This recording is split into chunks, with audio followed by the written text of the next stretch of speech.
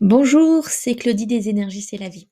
Bienvenue dans ce podcast qui continue de te parler de la dépendance affective.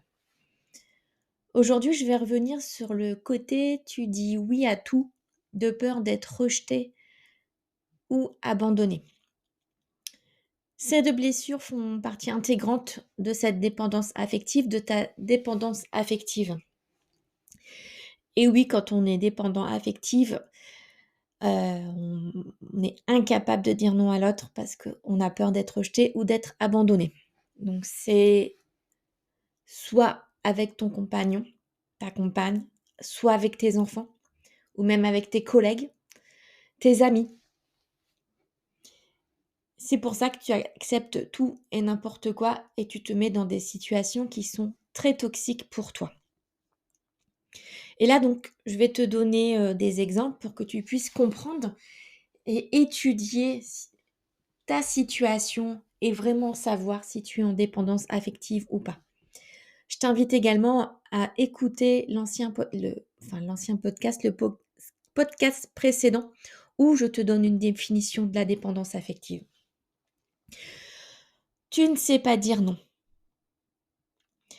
Un exemple. Ton mari décide de partir en vacances au ski. Tu ne sais pas skier. Tu détestes ça, tu n'aimes pas le froid. Tu préfères largement aller au soleil, profiter, c'est l'hiver, pourquoi pas partir aux Antilles ou à La Réunion ou à Tahiti ou même n'importe où ailleurs où il y a du soleil et où ce n'est pas l'hiver. Mais il insiste et tu veux tellement lui faire plaisir parce que ta priorité c'est son plaisir et son bien-être et pas le tien et que tu dis oui. Et vous partez en vacances, au ski, dans un endroit que tu n'aimes pas, faire une activité que tu détestes. Et tu ne te sens pas bien, tu souris alors que tu n'es pas bien du tout. Tu fais semblant d'être heureuse, tu portes un masque pour faire plaisir à ton mari qui ne voit strictement rien parce qu'il a tellement l'habitude que tu dises oui à tout que c'est normal pour lui et il ne se pose même pas la question de savoir quel est ton bien-être et qu'est-ce que tu veux toi véritablement. Même façon, point de vue ami. Tu as un groupe d'amis, vous vous dites allez super, on va se voir ce soir et puis on doit choisir le restaurant. Tes amis votent en majorité pour un restaurant indien. Tu n'aimes pas manger indien, tu ne digères pas les épices. Et pourtant, ils le savent. Mais ils insistent tellement et tu es la seule à ne pas aimer que tu dis oui. Au lieu de dire non, je ne peux pas, je ne digère pas, je vais être malade. Au lieu de dire non, je préfère rester chez moi si on va dans ce restaurant, tu dis oui. Et forcément, tu vas au restaurant, donc tu manges. Et tu manges des choses que tu n'aimes pas et que tu ne digères pas. Ça te rend malade. Tu as mal au ventre toute la nuit. Voire tu vas vomir. Désolée. Tout ça pour faire plaisir à tes amis. Car tu penses en priorité à leur bien-être et pas au tien. Je pourrais prendre de nombreux autres exemples. Allez, je vais en reprendre un autre au niveau du travail. Tu es dans ton travail. En fait, tu voulais être, tu voulais être coiffeuse. Tu voulais être coiffeuse, mais tes parents ne voulaient pas que tu sois coiffeuse. Pour tes parents, tu méritais de faire des études. Tu méritais de devenir avocate. Donc, pour faire plaisir à tes parents, de peur qu'ils ne t'aiment plus, de peur d'être abandonné, au lieu de partir dans la coiffure qui te plaît énormément, bah, tu fais tes études de droit et tu deviens avocate. Tu es dans un travail qui ne te plaît pas.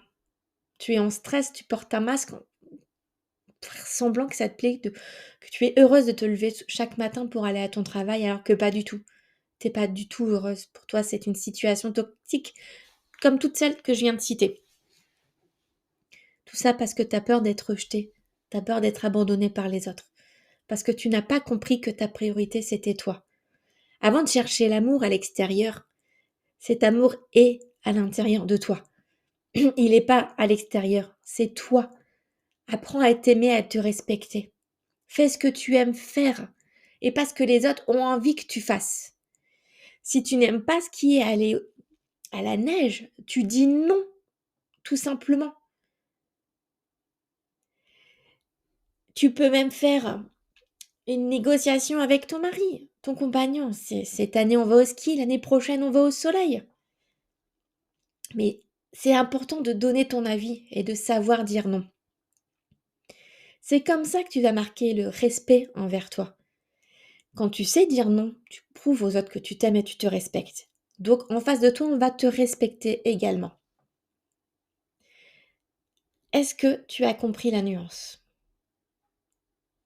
Aime-toi et respecte-toi, attireras des situations où on te respecte et où on va t'aimer pour qui tu es vraiment sans tous tes masques, où tu n'as plus besoin de faire semblant pour faire plaisir aux autres puisque tu te fous complètement de la vie des autres. Ce qui compte, c'est toi, ton bonheur, ton bien-être. Et je rajouterais même que même tes enfants ne sont plus ta priorité. C'est toi ta priorité. Et en le comprenant et en te mettant en action, tu vas largement aider tes enfants à apprendre à s'aimer et à se respecter. Et à apprendre à ne plus être dépendants de toi, de leur père, de leurs copains-copines, des autres en général. C'est un énorme cadeau que tu vas leur faire. C'est un énorme cadeau que tu te fais. Et c'est un énorme cadeau que tu fais aux autres parce que tu peux leur permettre de comprendre que c'est important et nécessaire de s'aimer, de se respecter. Aime-toi et respecte-toi. Apprends à dire oui à ce que tu veux toi. Apprends à dire non à ce que tu ne souhaites pas faire. Oui, tu es merveilleuse. Oui, tu es unique. Et oui, tu n'as pas besoin des autres pour le savoir, pour t'aimer et pour te respecter.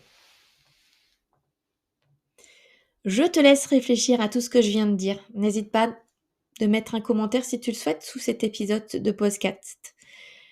Tu peux aussi m'envoyer un mail si tu le souhaites. Et te rendre sur mon site internet lesénergies'estlavie.com. Je te souhaite une très belle journée et je te dis à bientôt. Au revoir.